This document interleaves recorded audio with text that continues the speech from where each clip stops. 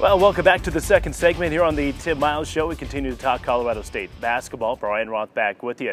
Joined by Dorian Green, the sophomore out of Lawrence, Kansas. Dorian, thanks for joining us. Hey, great week for you. And talk a little bit about the New Mexico game and the TCU game, because you looked as aggressive as we've seen you all year long. Yeah, I think that was kind of my goal, was to come out and just be aggressive. And I love playing in the pit. I think that's a great place to play. Their fans are always there and fired up. So it's a great place to play, and I just want to come out and be aggressive early. Yeah, and who doesn't like that type of environment? And Tim, I know you love to have players that say, hey, listen, we're going into a packed arena, hostile environment. You want your kids to be excited about that. No question about it. My question for Dorian is, you want us to paint this place red? Or, I mean, we could have that Lobo howl that they play every 2 seconds. Yeah, well, we could avoid that. But that thing drives you nuts. Dorian's a great player. There's no question about it. I mean, you could see it a mile long. Dorian, the recruiting story I always tell, there's always a recruiting story with every kid. So I went and watched Dorian at his high school, and I'm up in the crowd, and I'm asking these young girls, hey, what's this guy like? I'm asking the janitor, hey, what's he like? And after the game, there were 8 people in line.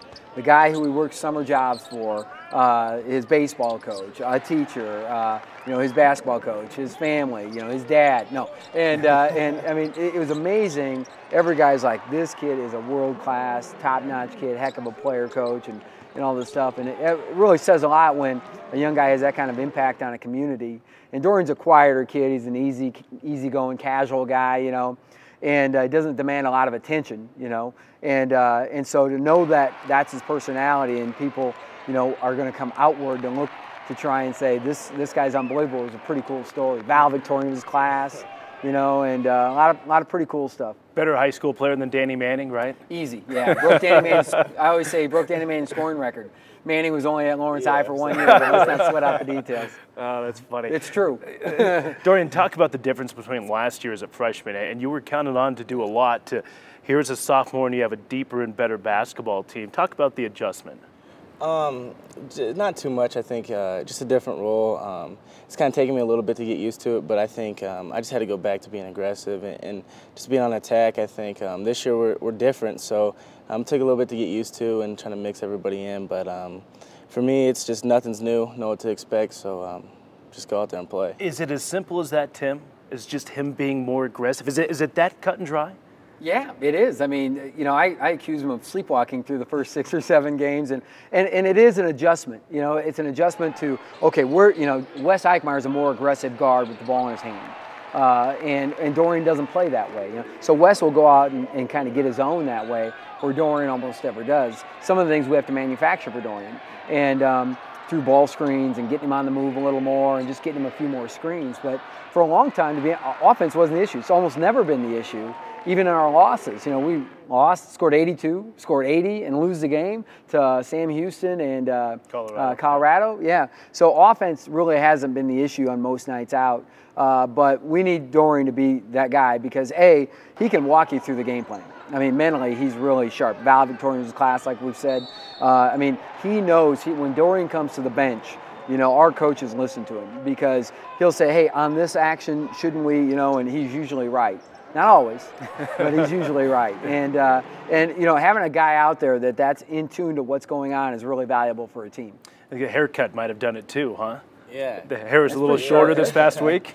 Yeah, I cut it short, something that I haven't done in like 6 years, so got rid of some curls for a little bit.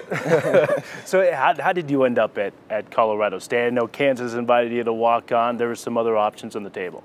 It's kind of a weird story. We were at a basketball tournament. I was actually playing against Greg and Dwight, and I played pretty well, and their coach ended up calling Coach Miles, I think is how it went.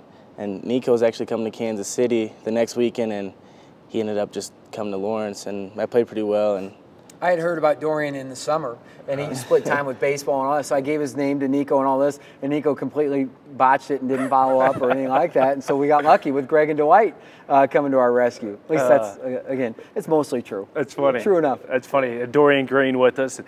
Final thought, Dorian, the expectations of this basketball team, the confidence level, it seems different than last year. How do you guys view the rest of the season?